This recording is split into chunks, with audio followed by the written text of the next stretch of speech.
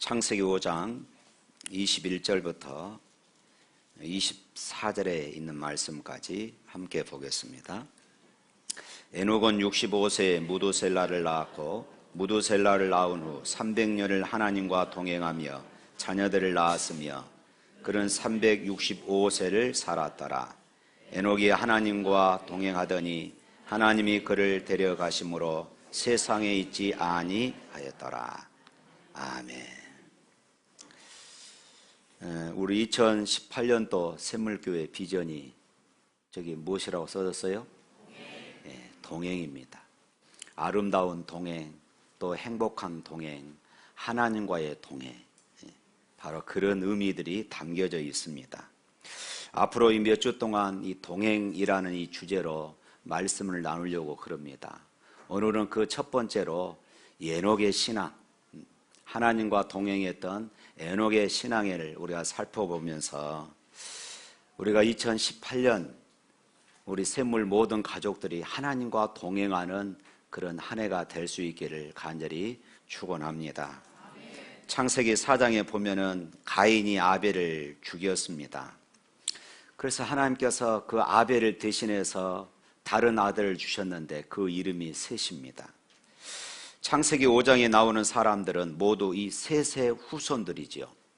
그래서 창세기 4장 26절 말씀에 보면은 이렇게 기록하고 있어요. 셋도 아들을 낳고 그 이름을 에노스라 하였으며 그때의 사람들이 비로소 여호와의 이름을 불렀더라. 이 말씀을 보면은 셋의 후손들은 하나님을 예배하는 이런 삶을 살았습니다. 하나님을 부르는, 하나님을 아버지라 부르고 찾는 그런 삶을 살았던 것입니다. 그러니까 이 창세기 5장의 모든 기록들은 이 셋의 후손들의 기록인데 하나님을 예배하는 사람들의 그런 족보들이 기록되었다, 이렇게 말할 수 있습니다. 하나님을 부르며 사는 삶, 그리고 하나님께 예배하며 사는 삶. 오늘 저와 여러분의 삶이 2018년에는 바로 이런 삶이 될 수 있기를 축원합니다. 창세기 5장에 소개된 셋의 후손들을 두 부류로 나눌 수 있어요. 하나는 평범한 삶을 살다가 간 사람입니다.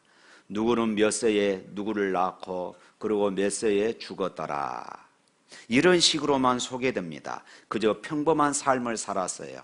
성장해서 나이가 돼서 결혼하고 자식을 낳고 그렇게 죽었더라, 이것이 우리네 인생의 모습입니다. 하지만 에녹에 대해서는 또 다른 설명을 하고 있습니다. 다시 말해서 하나님께서는 이 에녹이라고 하는 이 사람의 신앙을 오고 오는 모든 믿음의 사람들에게 말하고 싶은 것입니다. 자랑하고 싶으신 것입니다. 간증하고 싶은 것입니다. 그래서 모든 믿음의 사람들이 에녹처럼 하나님과 동행하는 삶을 살았으면 좋겠다 하는 이런 하나님의 마음이 바로 여기에 담겨져 있는 것입니다.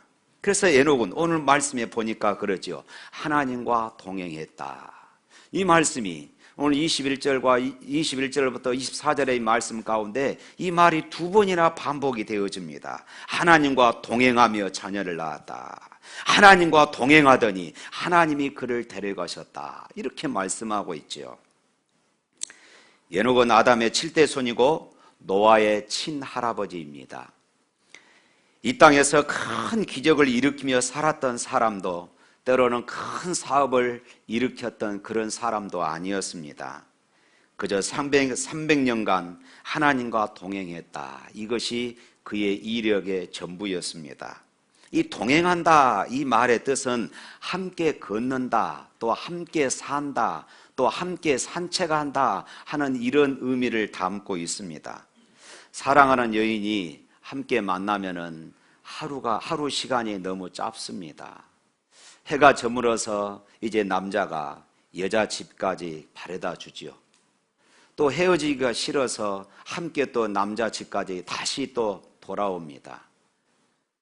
그러다가 여자 혼자 보낼 수 없잖아요. 다시 남자가 여자 집까지 또 바래다 주는 것입니다.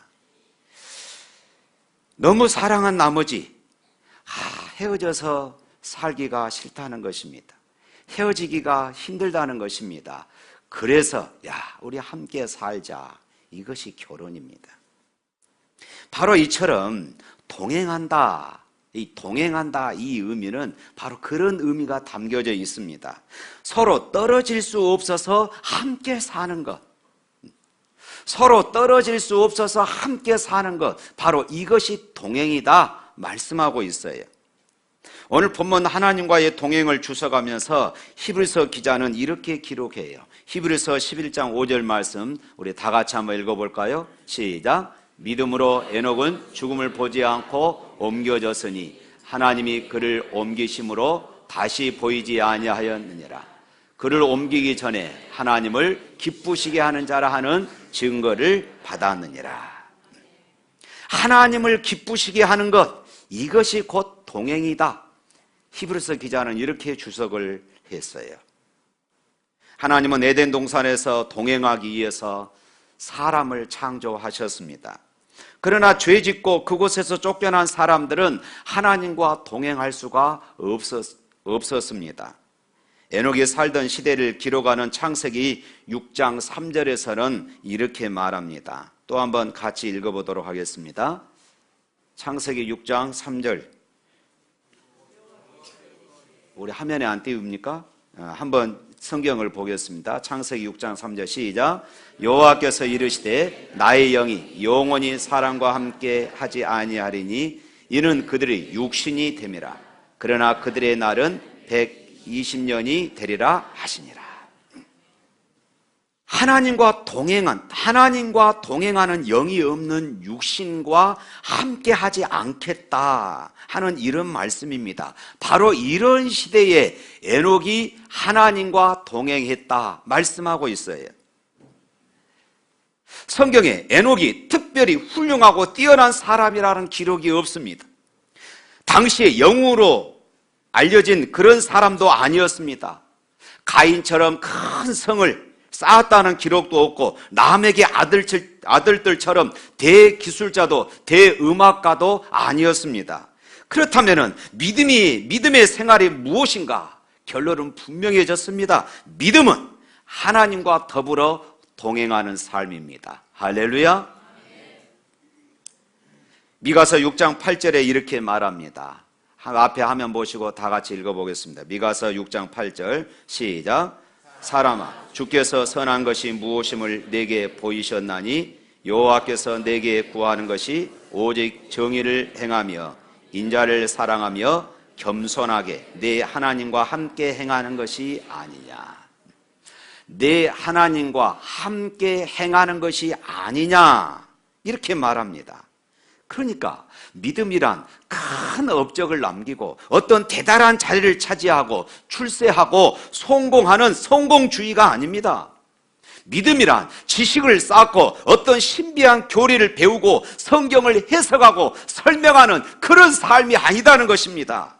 대개 사람들은 하나님의 능력이 아니라 자기 힘이나 그리고 자기 재주로 큰 일을 하려다가 때로는 병들고 인격도 망가지고 신앙도 무너지는 것을 종종 보게 되어집니다.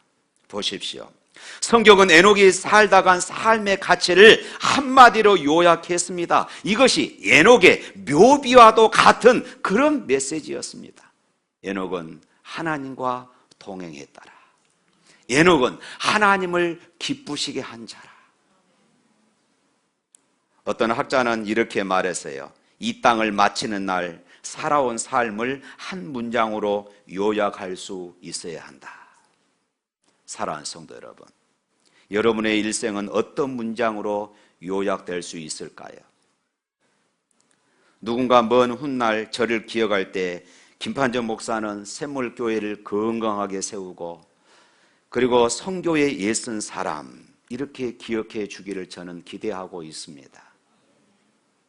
우리는 에녹이 하나님과 동행하는 삶을 살았다고 하니까 무슨 무릉도원에서 수도원을 지어놓고 그곳에서 하나님을 묵상하며 그렇게 살았던 것으로 때로는 착각할 수 있습니다. 에녹은 저 푸른 초원 위에 그림 같은 집을 짓고 바위 틈에서 흘러나오는 그런 생명수, 약수를 마시면서 그렇게 살았을 것으로 생각할 수도 있습니다. 그러나 아닙니다. 에녹은 최악의 시대를 살아간 사람이었어요. 이 시대가 어떤 시대였느냐? 창세기 4장 23절부터 24절 말씀에 보면은 가인의 7대 손 라멕이 살인을 예찬하고 하나님의 징벌을 비웃는 사악한 모습이 나옵니다. 바로 그런 시대였어요. 역사적으로는 이 시대는 머지않아 하나님께서 사람을 지으심을 한탄하시면서 노아의 홍수를 일으키는 바로 그런 시대였습니다. 유다서 14절 15절 한번 읽어볼까요? 유다서 14절 15절 시작. 아담의 7대 손 에녹이 이 사람들에 대하여 예언하여 이르되 보라, 주께서 그 수만의 거룩한 자와 함께 임하셨나니 이는 무사람을 심판하사 모든 경건하지 않는 자가 경건하지 않게 행한 모든 경건하지 않는 일과 또 경건하지 않는 죄인들이 주를 거슬러 한 모든 완악한 말로 말미암아 그들을 정죄하려 하심이라 하였느니라. 하나님만 당시에 사람을 지은 것을 한탄하는 것이 아니라 그 시대를 살아갔던 이 에녹도 날마다 당시에 편만한 이런 불경건을 보면서 한탄했다는 것입니다. 경건치 않는 자들을 바라보면서 눈물로 심판을 선포하고 하나님께로 돌아오라, 하나님께로 돌아오라고 이렇게 선포했다는 말씀입니다. 사랑하는 성도 여러분, 경건의 삶을 잃어버린 이유가 자신의 삶이 바쁘기 때문이라고 핑계하는 사람들을 오늘 에녹이 경고하고 있습니다. 환경과 현실이 좋지 못하기 때문에 나는 하나님과 동행하는 삶을 잃어버리고 세상과 동행하고 있다고 말하는 사람들에게 오늘 본문은 지금 책망하고 있어요. 오늘 세상이 악하기 때문에 내가 죄 속에 있을 수밖에 없다고 하소연하는 그런 사람들에게 오늘 본문은 우리를 부끄럽게 만들고 있는 것입니다. 충성과 헌신과 봉사와 진실한 신앙생활은 나중에 애들을 다 키워놓고 하랍니다. 은퇴한 다음에 하겠다고 하는 사람들에게 오늘 에녹은 강력하게 말합니다. 나는 300년을 자식을 낳으며 수천 명 자식을 키우며 하나님과 동행했노라. 이것이 에녹의 삶입니다. 여러분 한번 생각해 보십시오. 에녹이 사나 제한 없이 300년 동안 자식을 낳았다고 생각해 보십시오. 자식만 낳았겠습니까? 그 자식이 또 자식을 낳고 그 자식이 또 자식을 낳았습니다. 수대에 걸쳐서 자식을 낳으니까 얼마나 많은 가족들, 수천 명의 가족들을 거느려야 했던 것입니다. 그 많은 자식들을 키우며 하나님과 동행했습니다. 당시의 사회는 어땠습니까? 최악의 시대, 최악의 환경, 최악의 길에 서서 하루쯤, 한 달쯤, 한 1년쯤 하나님과 동행한 것이 아니라 300년을 변함없이 하나님과 동행했던 것입니다. 인생은 누구나 변덕이 많습니다. 그러니까 에녹은 300년 동안 얼마나 많은 문제와 갈등이 있었겠습니까? 그럼에도 불구하고 그는 변함없이 하나님과 동행했습니다. 때로는 하나님이 하시는 일이 이해가 안 됩니다. 때로는 자식 때문에 오직 속상한 일들이 많이 있었겠습니까? 괴로울 때도 많았겠지요. 그러나 변함없이 동행했습니다. 하나님 앞에 변함없는 것, 그것이 하나님과 동행하는 것입니다. 교회의 충성에 변함없는 것, 그것이 교회와 동행하는 것이에요. 에녹은 300년을 하나님과 동행했다. 교회를 섬기다가 여러분 지칠 때, 교회를 섬기다가 여러분 탈진이 올 때, 또 갈등이 있을 때마다 여러분 이 말씀을 기억하십시오. 에녹은 300년 동안 하나님과 동행했다. 본문을 읽어 내려가다 보면은 우리의 눈길을 머물게 하는 한 단어가 나옵니다. 22절 말씀 읽어보도록 하겠습니다. 22절. 무두셀라를 낳은 후 300년을 하나님과 동행하며 자녀들을 낳았으며. 무두셀라를 낳은 후 이렇게 말하죠. 무두셀라를 낳은 후 하나님과 동행했다. 그러니까 무두셀라를 낳기 전에 하나님과 동행했다는 이 기록은 없습니다. 무두셀라를 낳게 된 것이 하나님과 동행하게 되는 어떤 결정적인 계기가 되었다고 지금 증언하고 있는 것입니다. 고전의 연구가 누벨이라는 학자는 무두셀라라고 하는 이 사람의 이름의 뜻, 무두셀라라고 하는 이 이름의 뜻을 문자대로 하면은 창을 던지는 사람, 이런 뜻이라고 그럽니다. 창을 던지는 사람. 그러니까 그때 당시에는 마을과 마을이 또 부족과 부족이 전쟁을 했습니다. 이때 그 마을을 지키는 사람, 그 부족을 지키는 사람이 떡 하고 마을 입구에 창을 들고 서 있는 것이에요. 이 사람은 창을 멀리도 던질 수 있고 정확하게 던질 수 있는 것입니다. 그러니까 상대편 마을에서 상대편 부족들이 자기들은 힘이 없으니까 좀 더 가까이 가서 창을 던지고 싶은데 무두셀라라고 하는 사람이 창을 멀리까지 던져서 자기들이 가까이 할 수가 없는 것이에요. 그래서 이 사람들이 생각하기를, 야, 저 무두셀라만 없으면은, 저 무두셀라만 죽으면은 우리가 저 마을을 빼앗을 수가 있는데, 우리가 저 부족들을 정복할 수 있는데, 바로 그런 의미가 여기에 담겨져 있는 것입니다. 이런 견해에 덧붙여서 무두셀라라고 하는 이 이름에는 언제나 이런 의미가 따라다녔어요. 그가 죽으면 심판이 온다. 그가 죽으면 심판이 온다. 그가 죽으면 심판이 온다. 여러분 집에 가서 성경 오늘 창세기 5장 펼쳐놓고 계산 한번 해보십시오. 무두셀라가 죽고 나서 홍수가 임했던 것입니다. 하나님께서 어느 날 에녹을 찾아오셨어요. 에녹아, 사람이 많이 타락했지? 내가 이 세상을 지금 심판하려고 한다. 네가 자식을 낳게 될 것인데 이름은 무두셀라라 하라. 이 아들이 죽는 날 이 땅에 심판이 임하게 되어질 것이다. 아, 인생의 끝이 있구나. 역사의 심판이 있구나. 이 진리를 깨닫는 데서부터 모든 신앙의 모습들은 달라지기 시작합니다. 내가 산 인생은 어느 날 하나님 앞에서 반드시 결산이 되고 심판된다는 이런 생각, 이 생각이 에녹으로 하여금 그의 인생을 돌이켜서 하나님과 동행하는 그런 삶을 살도록 했다는 말씀입니다. 이것은 오늘날도 마찬가지입니다. 제 아내가 종종 거울을 보면서 이런 이야기를 해요. 야, 나도 이제 늙어가네. 주름살이 많이 늘어난다는 것입니다. 제가 그러면 옆에서 이렇게 이야기해요. 무슨 소리요? 천국 가는 날이 가까워지. 좋잖아. 내가 그랬습니다. 그러고 보면 목사가 믿음이 더 좋은 것 같죠?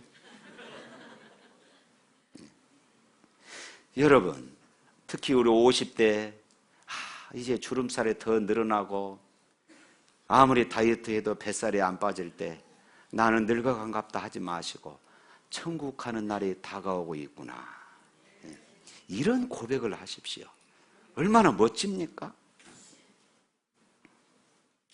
사랑하는 성도 여러분, 끝이 있음을 민감하게 느끼고 살 때에 우리의 삶의 변화가 오는 것이에요. 여러분의 생명이 오늘이라도 끝날 수 있습니다. 여러분의 건강이 오늘이라도 끝날 수 있습니다. 여러분의 기업이 오늘이라도 끝날 수 있습니다. 이 사실이 하나님을 기쁘시게 하는 삶으로 결단할 수 있는 것입니다. 이 사실이 하나님과 동행하는 삶, 경건의 삶, 믿음의 삶을 결단하게 하는 것이에요. 할렐루야! 그래야 신앙인입니다. 그러나 여러분 어떻습니까? 이런 삶을 결단한다고 해서 당장 내 삶의 변화가 일어나는 것은 아니지 않습니까? 끊임없이 그런 삶을 사모하고 언젠가 그 길 위에 주님이 오실지 깨어 자신을 단장하는 성실함과 그리고 진탁함이 우리에게 필요합니다. 내 삶에 하나님의 눈을 피하고 싶은, 그분이 볼까봐 불안해하는 이런 사람과, 또한 하나님의 눈을 주목하고 그분이 보아주기를 고대하는 사람의 삶의 모양은 완전히 달라집니다. 하나님 앞에 당당하게, 하나님, 나는 이렇게 살고 있습니다. 나는 지금 가난하지만 믿음으로 살고 있습니다. 나는 지금 병들었지만 나는 신실하신 하나님을 의지합니다. 나는 지금 실패했지만은 낙심하지 않습니다. 절망하지 않습니다. 하나님만 바라보고 믿음으로 살고 있습니다. 이렇게 우리가 말할 수 있어야 합니다. 때로는 이렇게 말할 수 있어야 돼요. 하나님 봐주세요. 나는 하나님이 주신 은혜로 성공해서 부유하게 살고 있습니다. 그러나 저는 첫사랑을 잃어버리지 않고, 교만하지 않고, 교회를 위해서, 성교를 위해서, 그리고 주님을 위해서 헌신하는 삶을 살고 있습니다. 주님 앞에 자신을 당당하게 말할 수 있어야 되고 보여줄 수 있어야 합니다. 바로 이것이 동행이에요. 이것이 바로 동행인 것입니다. 사랑하는 성도 여러분, 하나님의 말씀을 듣고 인생과 역사의 끝이 있음을 깨닫는 이후 변함없이 하나님과 동행했던 에녹을 하나님께서 어떻게 복을 주셨습니까? 오늘 24절 말씀 읽어봅니다. 24절, 에녹이 하나님과 동행하더니 하나님이 그를 데려가심으로 세상에 있지 아니하여. 아까 봤던 히브리서 11장 5절에서는 에녹은 죽음을 보지 않고 옮겨졌으니 하나님이 그를 옮기심으로 다시 보이지 아니하니라, 이렇게 말씀합니다. 에녹은 이사 가듯이, 에녹은 여행을 가듯이 영원한 나라로 옮겨진 것입니다. 우리가 그 나라를 한 번이라도 맛볼 수 있다면 이 땅을 탐욕하지 아니할 것입니다. 우리가 그 나라를 진실로 믿는다면 이 땅만을 위해서 목숨을 걸지는 아니할 것입니다. 우리 남쪽의 풍성한 식탁을 맛본 사람들은 저 북한의 옥수수죽을 탐내지 아니할 것입니다. 이곳에서 모든 것을 다 가져야 행복할 것이라고 생각하지 마십시오. 참으로 좋은 것은 저 영원한 나라에 있음을 믿으시기를 축원합니다. 그러므로 이 땅에 사는 동안 우리의 최고의 기쁨은 하나님과 동행하는 것입니다. 이 땅에 사는 동안 우리의 최고의 기적은 하나님과 동행하는 것입니다. 왜 그렇습니까? 그 동행은 영원한 나라에서 그분과 함께 살 것을 약속받고 이 땅에서 미리 우리가 맛보기 때문입니다. 어찌 인간이 하나님과 함께 살아갈 수 있습니까? 어찌 인간이 하나님과 함께 동행할 수 있단 말입니까? 사랑하는 성도 여러분, 하나님은 영원한 나라에서 동행하게 될 우리가 이 땅에서도 그분의 손을 붙잡고 함께 동행하기를 원하고 계신 줄로 믿습니다. 주와 함께라면 가난해도 좋아, 참된 부요함이 내 맘에 가득하니까 때로는 날 유혹하려고 세상 바람 휘몰아쳐와도 나는 결코 잊을 수 없어. 자비로운 주의 음성을. 할렐루야, 할렐루야. 사랑하는 성도 여러분, 바로 이런 삶을 꿈꾸시고 이런 삶을 위해서 기도할 수 있기를 바랍니다. 그런데요, 이런 삶을 싫어하는 무리들이 있습니다. 바로 사단이지요. 사단은 어떻게 해서든지 우리가 하나님의 뜻을 따르지 못하게, 하나님과 동행하지 못하게 우리를 유혹합니다. 사단이 즐겨 사용하는 방법이 4가지가 있다고 그래요. 첫 번째로는 이 정도는 괜찮아.